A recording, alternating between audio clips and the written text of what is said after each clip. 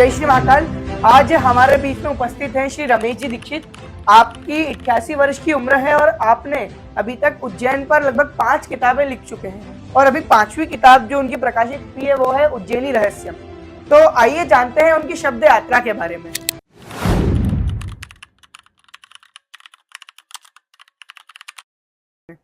तो रमेश जी, जय श्री राम। जय श्री राम। तो हमारे भारत में कई सारी धार्मिक नगरियां हैं जी, लेकिन आपने उज्जैनी को ही क्यों चुना और उज्जैनी के बारे में ही आपने इतने विस्तार से क्यों बताया है? जी, पहला कारण तो यह कि उज्जैनी मेरी मातृभूमि है। मेरा यहाँ जन्म हुआ और ये 88 वर्षों की जो यात्रा है ये मैंने इस धरती पर ही पूरी की है। हालांकि शासकीय सेवा काल में मुझे अन्य स्थानों पर भी जाना पड़ा, लेकिन मूल रूप से मैं उज्जैन में रहा हूँ। और सेवानिवृत्ति के बाद मेरे सामने दो ऑप्शन थे। या तो मैं, चूँकि जीवन भर अंग्रेजी पढ़ाता रहा, तो कोई कोचिंग क्लास खोल लूँ और काफ़ी पैसा कमाऊँ। और दूसरा रास्ता ये था कि जिस धरती ने मेरा पालन पोषण किया है, मुझे इतना बड़ा किया है, अपना जल प्रदान किया मुझे और अन्न प्रदान किया है जिस धरती ने, उसके प्रति मैं ऋणी हूँ। कुछ शब्दों के माध्यम से उस धरती का, उस माटी का शब्दाभिनंदन करूं, अभिषेक करूं और इसके ऋण से ऋण होने का यत्किंचित प्रयास करूं। तो उज्जैनी रहस्यम जो है, इसमें उज्जैन का आपने पूरा रहस्य लिखा है जी। तो उसकी कुछ ऐसी चीज बताइए जिसमें जो आपने इसमें सबसे ज्यादा हाईलाइट की है। देखिए, उज्जैनी नगरी के रहस्य तो केवल भोलेनाथ भगवान महाकाल ही जानते हैं जी। किसी मनुष्य की या किसी अध्येता की क्या बिसात कि इस धरती के रहस्यों को जाने, क्योंकि यह धरती जो महाकाल वन में अवंतिका के नाम से जानी जाती है, यह नगरी बड़ी पुण्यप्रद नगरी है। और इसका निर्माण स्वयं भगवान शिव ने महाकाल के रूप में निवास करने के लिए ये एक अलग ही पृथ्वी बनाई है। तो ये एक गोपनीय वन क्षेत्र है पूरा का पूरा, क्योंकि वृक्षों की प्रार्थना पर भगवान शिव यहाँ पर अवतरित हुए और यहाँ पर उन्होंने निवास करने का संकल्प लिया। तो एक तो ये वन वृक्षों की प्रार्थना पर आए और इसलिए ये महाकाल वन इसका नाम हुआ। और महाकाल वन में ये गुह्य वन, गोपनीय क्षेत्र, रहस्यों से भरा हुआ क्षेत्र, विभिन्न गोपनीय तथ्यों से, गोपनीय बातों से भरा हुआ ये एक वन है। और दूसरा नाम इसको जो भगवान ने दिया वो है श्मशान। ये महाकाल वन जो है पूरा श्मशान क्षेत्र है, भगवान की नित्य क्रीड़ा का क्षेत्र है। भगवान महाकाल यहाँ पर भस्म रमाकर और क्रीड़ा करते रहते हैं। तो ये श्मशान है। और मैं तो कहता हूँ कि जैसा मैंने अध्ययन किया है, यह केवल श्मशान ही नहीं और केवल महाश्मशान ही नहीं, यह स्कंद पुराण में इसे मुनि जनों ने आद्य श्मशान कहा है, यानी आदि श्मशान की भूमि है यह महाकाल। और ये अवंतिका नगरी तो इतनी महत्वपूर्ण नगरी रही है ये कि इसमें तमाम कई रहस्य की परतें हैं जो या तो धरती के गर्भ में अभी भी समाई हुई हैं, क्योंकि अवंतिका नगरी जो है वो माना जाता है कि वो धरती के में काफ़ी गहराई तक जो है वो गई हुई नगरी है और रहस्यों से भरी नगरी है। इसके कुछ रहस्यों को जो मैं पहचान पाया हूँ, उनको, उनकी परतें खोलने का मैंने इसमें प्रयास किया है। जो मैंने अध्ययन किया, उज्जैन पर बहुत कुछ मैंने साहित्य पढ़ा है और जो कुछ मैं जान सका हूँ वो यत्किंचित प्रयास मैंने इसमें उज्जैनी के रहस्यों को प्रकट करने का प्रयास किया है। लेकिन मैं पुनः कहना चाहूँगा कि इस धरती के रहस्य को केवल भगवान महाकाल जानते हैं, जिन्होंने ये पृथ्वी अपने निवास के लिए स्वयं बनाई। और मैंने आपकी एक पुस्तक जो है, मैं उसके अंदर से अध्ययन कर रहा हूँ। एक तो ये पुस्तक है और एक है 84 महादेव जी। तो आपने 84 महादेव की जो उस पुस्तक के अंदर जो उनका वर्णन किया है जी, तो उन वर्णन जो है वो आपने मतलब उस वर्णन को कहाँ से निकाला है, उसका अंदर का जो मैटर है वो आपने कहाँ से लिया है? देखिए, 18 पुराण जो व्यास जी ने लिखे उनमें सबसे बड़ा पुराण है स्कंद पुराण। इसमें 81,110 श्लोक बताए गए हैं और इसकी 7 संहिताएं हैं या 7 खंड हैं इसके, जिसमें एक खंड जो है वो अवंती महात्म्य खंड है, वो 5वां खंड है जो स्कंद पुराण में दिया हुआ है। इस अवंती महात्म्य खंड में भी 2 भाग हैं। पहले भाग में इस अवंतिका नगरी की महिमा का वर्णन है, इसके अतीत का वर्णन है, इसके वैभव का वर्णन है, इससे जुड़ी हुई कई रहस्यमय कथाएं हैं। और इस अवंती खंड के दूसरे भाग में 84 महादेव जो इस महाकाल वन क्षेत्र में अलग अलग स्थानों पर स्थापित हैं, उनके संबंध में उनके उद्भव की कथाएं हैं, उनके दर्शन का महत्व उसमें बतलाया गया है, उनका पूजन और अर्चन करने और दर्शन करने की फलश्रुति क्या है, ये सब भी बातें उस खंड के अंदर बताई गई हैं। तो मैंने जो पहला खंड है अवंती महात्म्य खंड और दूसरा खंड है लिंग महात्म्य खंड, तो ये कथाएं जो 84 महादेव की आप पूछ रहे हैं, ये अवंती महात्म्य खंड के दूसरे भाग उत्तरार्ध जो लिंग महात्म्य से संबंधित है उसकी कथाओं से उसकी कथाएं पढ़कर उनका संक्षिप्तीकरण करके बहुत संक्षेप में उन लिंग मूर्तियों का जो अवस्थान है, उसकी जो लोकेशन है मंदिर की, वो लोकेशन दी है उसमें, उसकी संक्षिप्त कथा दी है ताकि बिल्कुल संक्षेप में लोग जान सकें, क्योंकि वो तो बड़ी बड़ी कथाएं हैं जी। उनका संक्षिप्त रूप मैंने इस पुस्तक के अंदर प्रस्तुत किया है। और साथ ही किस उद्देश्य से वहाँ जाना चाहिए, हमारी कौन सी मनोकामना किस लिंग मूर्ति के दर्शन से जो है पूर्ण होती है और किस तिथि पर किसी विशेष लिंग के जो है वो हमें दर्शन करना चाहिए, ये सब बातें मैंने स्कंद पुराण से ही ग्रहण की और उन्हीं को लिखा है।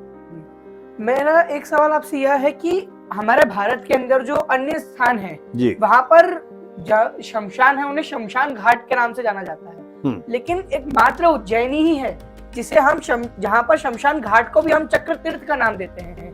तो इस चक्र तीर्थ के नाम के पीछे का क्या महत्व है? देखिए, चक्र तीर्थ इसलिए है कि ये मनुष्य का जीवन जो है वो जन्म मरण के चक्र में उलझा हुआ है।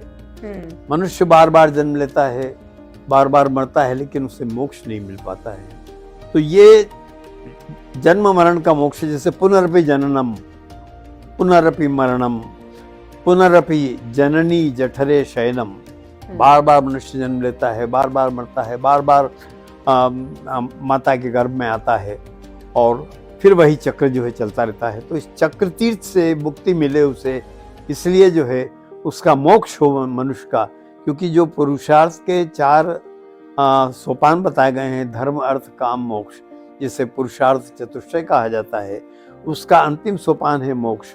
और मोक्ष जो है इस धरती पर मिलता है। देखिए, मैं आपको बताना चाहूँगा कि भारत बहुत बड़ी पुण्य भूमि है जी। तीर्थ भूमि है भारत। संपूर्ण भारत में असंख्य तीर्थ हैं, असंख्य नदियां हैं, पवित्र नदियां हैं, लेकिन उत्तराखंड को हम देवभूमि के रूप में जानते हैं। हाँ। कुरुक्षेत्र जो है वो महासमर भूमि जानी जाती है, महाभारत का युद्ध हुआ वहां पर। और नैमिषारण्य जो है वो कथा भूमि है, भागवत की कथा वहां पर हुई पहली बार। शुक्ताल जो है वो कथा भूमि है। इसके अलावा नैमिषारण्य जो है हमारा वो चक्र भूमि है, वहाँ सुदर्शन चक्र की महिमा है। काशी जो है वो ज्ञान भूमि है। ब्रज जो है वो प्रेम भूमि है, कृष्ण का प्रेम वहाँ रजरज में व्याप्त है। नर्मदा तपोभूमि है, वहाँ तप किया जाता है। लेकिन ये अवंतिका जो है ये मोक्ष भूमि है जी। यहाँ मनुष्य को जन्म मरण के चक्र से मोक्ष मिलता है, इसलिए इसका सर्वोपरि महत्व है। और हमारी जो शिप्रा नदी है वो कहा गया है स्कंद पुराण के अंदर कि शिप्रा मोक्ष प्रदा अवंत्याम तीर्थानांच शिरोमणि।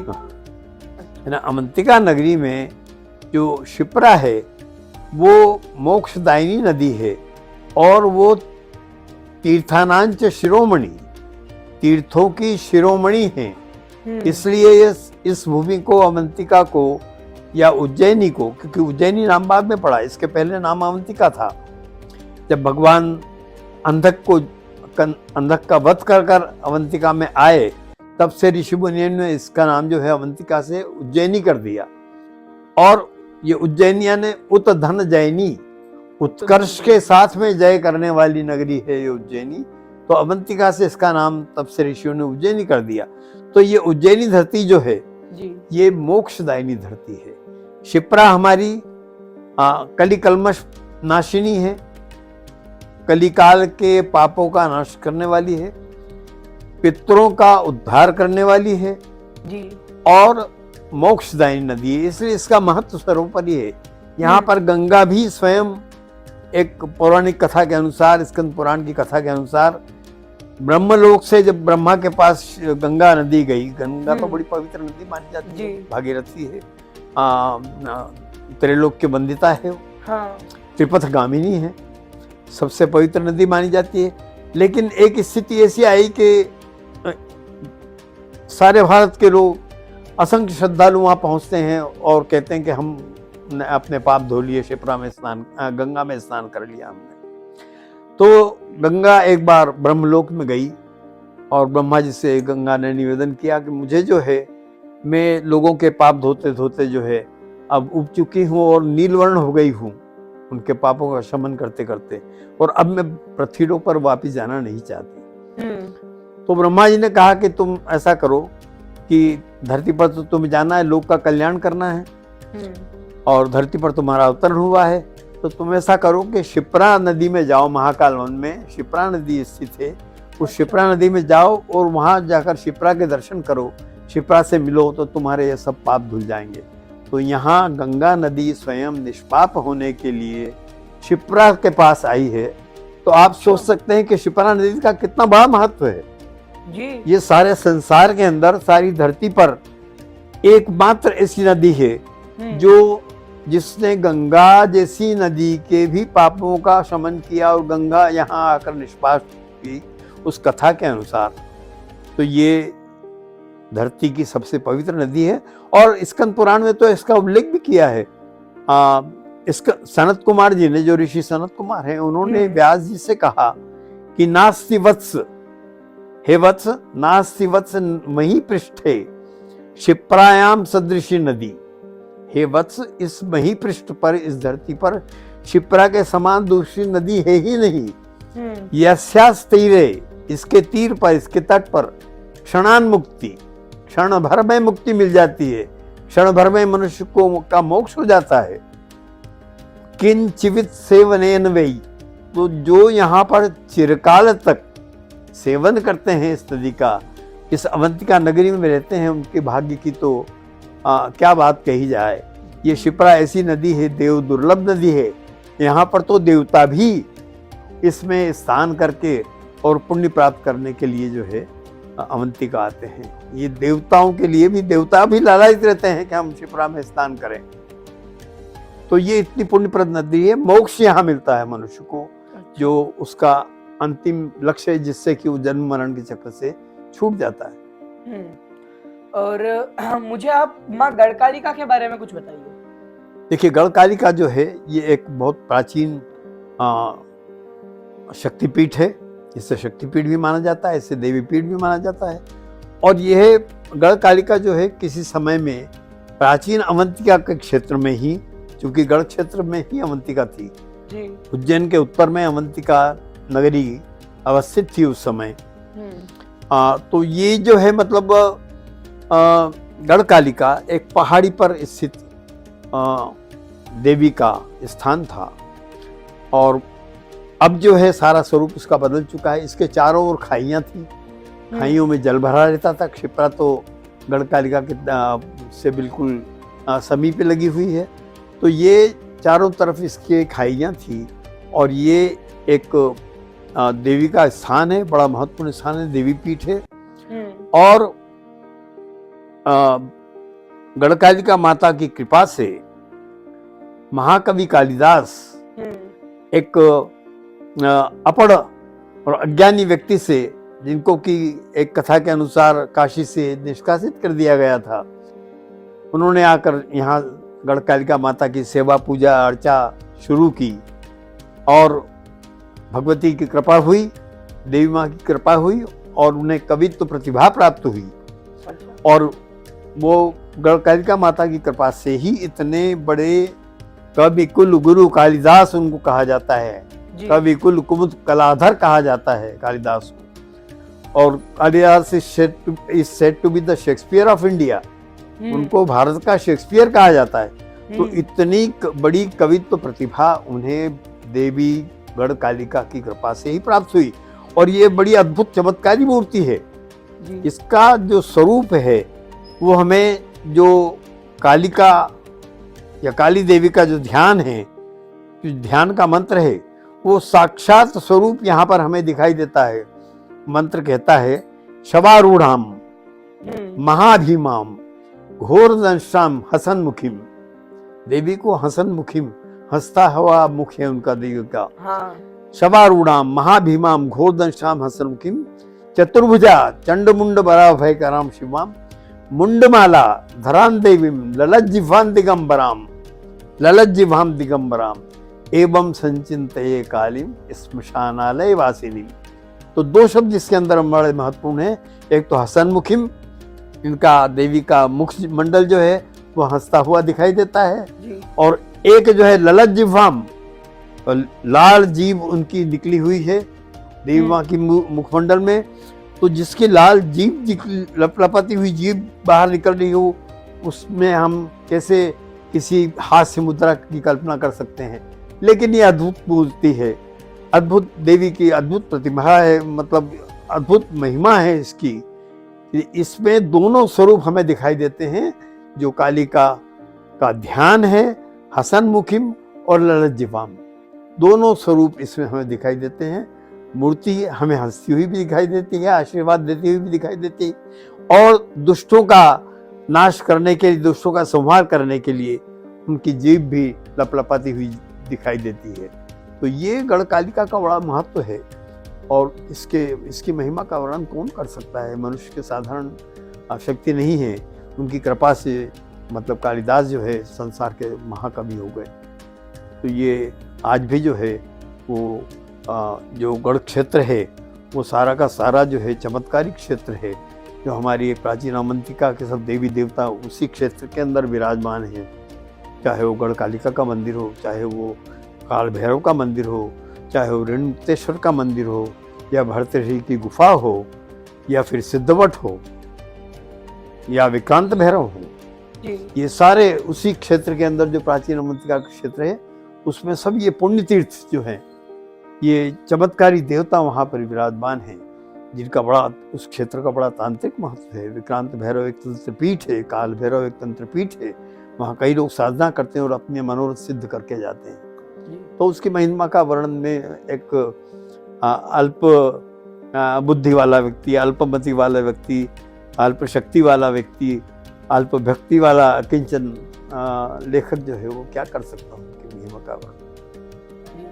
मेरा अगला सवाल आपसे यही था कि जो काल भैरव की महिमा तो अधिकतर लोगों को पता है कि वे मदिरा पान करते हैं जी, लेकिन विक्रांत भैरव जो हैं जी, उनकी महिमा का वर्णन शायद ही कुछ लोगों को पता होगा जी। तो आप उनके बारे में मुझे कुछ बताइए कि विक्रांत भैरव की कुछ ऐसी कथा जो अभी तक किसी को पता ना हो, और उनके स्वरूप की कुछ कथा आप मुझे बताइए। जी जी, देखिए विक्रांत भैरव जो है वो काल भैरव के सामने, काल भैरव तो प्राचीन तंत्रपीठ है जी, विक्रांत भैरव भी बहुत प्राचीन तंत्रपीठ। उसका कारण क्या है कि ये दोनों मंदिर जो हैं उज्जैनी के प्राचीन अष्ट भैरव में परिगणित हैं जी। भगवान महादेव ने जब देवी पार्वती ने ये पूछा कि मुझे कुछ अवंती क्षेत्र के महिमामय पुण्य तीर्थ तो बताइए, आप उनकी जानकारी तो दीजिए। तो जब महादेव ने कहा कि यहाँ पर तो असंख्य देवता का निवास है, यहाँ 4 मेरी प्रिय नदियाँ हैं, यहाँ 10 विष्णु का वास है, यहाँ अष्ट भैरव हैं, यहाँ 12 आदित्य हैं, यहाँ 4 हनुमान के स्वरूप हैं, और यहाँ मतलब 24 पराशक्तियाँ विद्यमान हैं। ये तो बड़ी पुण्य भूमि है। इसकी क्या महिमा बताई जाए। तो इतने तीर्थ भगवान ने देवी पार्वती को बतलाए। तो ये अष्टभैरव की भूमि है। यहाँ 8 प्राचीन भैरव अवस्थित हैं, जिनमें 2 भैरव, जो जैसा आपने प्रश्न किया, काल भैरव और भगवान विक्रांत भैरव, दोनों का भी वास है।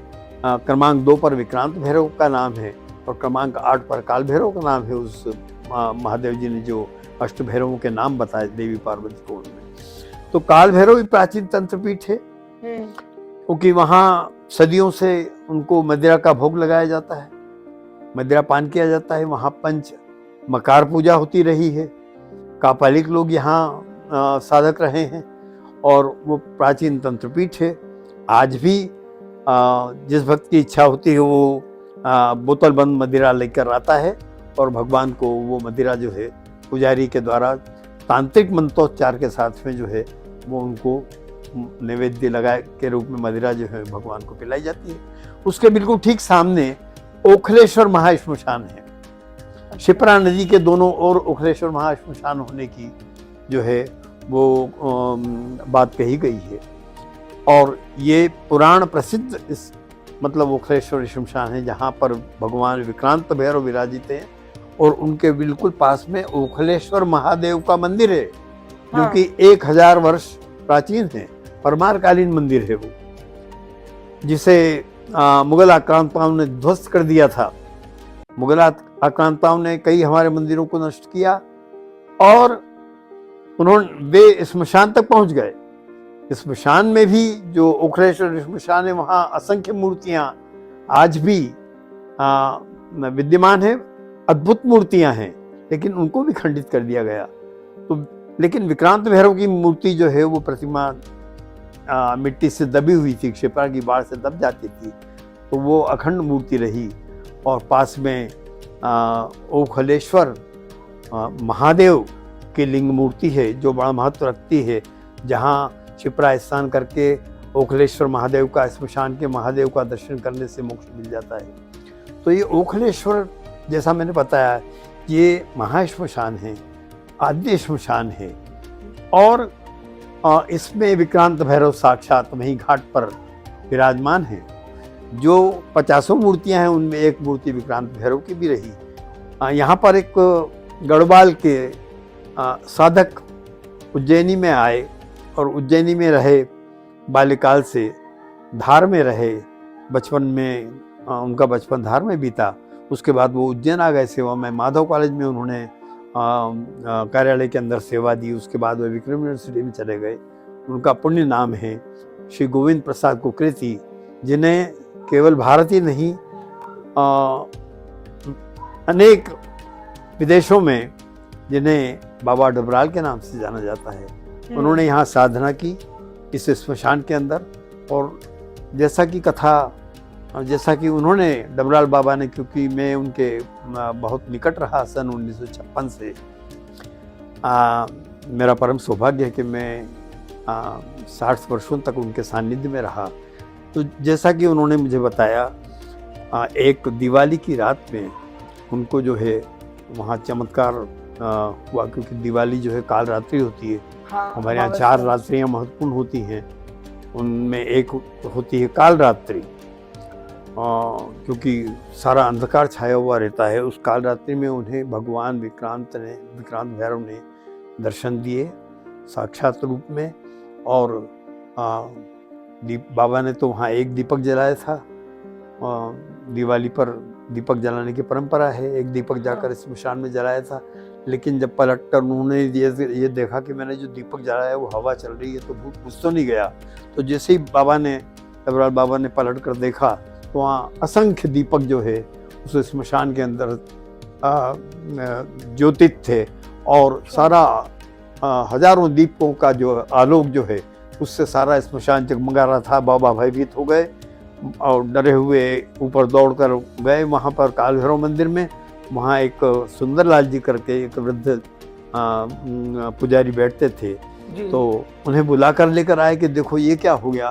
तो उन्होंने कहा, जब बताया कि वहाँ तो असंख्य दीपक जल रहे हैं, बोले नहीं, यहाँ ये स्मशान भूमि है, यहाँ कोई नहीं आता जाता है, ऐसे हजारों दीपक कैसे हो सकते हैं। तो जब वो सुंदरलाल जी बाबा के साथ आए तो उन्होंने साक्षात देखा, तो वो चमत्कार से अभिभूत हो गए कि स्मशान में इतने दीपक कौन जला सकता है, ये तो ईश्वरी चमत्कार है। और उसके बाद में पहली बार उन्होंने डबराल बाबा के चरण पकड़कर, चरण स्पर्श करके उन्हें बाबा के नाम से संबोधित किया। तब से बाबा डबराल की ख्याति जो है उज्जैन ही नहीं सारे भारत में और विदेशों के अंदर हुई। और ये माना जाता है, इस कथा से हमें पता लगता है कि बाबा ने जो है उस मूर्ति की खोज की और उस मूर्ति का आशीर्वाद, उसकी भक्त वत्सलता डबराल बाबा पर जीवन भर उनके ब्रह्मलीन होने तक भक्त वत्सल विक्रांत भैरव की बनी रही। और ये डबराल बाबा भी धन्य हैं जिन्होंने जीवन भर उस चमत्कार के बाद जीवन भर एक निष्ठ अनन्यता के साथ जो है विक्रांत भैरव की प्रति शुक्रवार प्रति रविवार वहाँ पहुँचकर और अन्य तिथियों पर अन्य जो उत्सव होते हैं हमारे यहाँ, जो त्यौहार मनाए जाते हैं, वहाँ उन पर पहुँचकर और डबराल बाबा ने उनकी अनन्य एकनिष्ठ भक्ति करके और उनका आशीर्वाद प्राप्त किया। और बाबा विक्रांत भैरव के आशीर्वाद से ही और उनकी प्रेरणा से ही डबराल बाबा ने जीवन भर दुखियों का और जो दुखी पीड़ित वंचित वर्ग है समाज का, उनकी सेवा की। चाहे वो बड़ा व्यक्ति हो, बड़े से बड़े व्यक्ति भी उनके पास आते थे और छोटा से छोटा व्यक्ति भी उनके पास आता था। उनके दरवाजे हमेशा भक्तों के लिए खुले रहते थे। तो ये बड़ा एक चमत्कार है जो डबराल बाबा ने सारे संसार को बताया और जो विक्रांत भैरव के आशीर्वाद से उन्हें जो सिद्धि प्राप्त हुई, मैं तो कहूँगा सिद्धि प्राप्त हुई, बहुत बड़ी सिद्धि थी, वाणी सिद्धि उनको प्राप्त हो गई थी। लेकिन वो किसी भी सिद्ध पुरुष होने से इनकार करते रहे जीवन भर। बोले मेरे ऊपर तो केवल विक्रांत भैरव भगवान की मुझ पर कृपा है, मैं कोई सिद्ध पुरुष नहीं। तो ये सारी कथा बहुत लंबी कथा है, मैं आपको क्या बताऊं संक्षेप में, लेकिन इसका बड़ा विस्तार है। संक्षेप में मैंने आपको जो है ये कथा विक्रांत भैरव की, काल भैरव के का भी संदर्भ देते हुए और डबराल बाबा के संबंध में ये कथा बताई।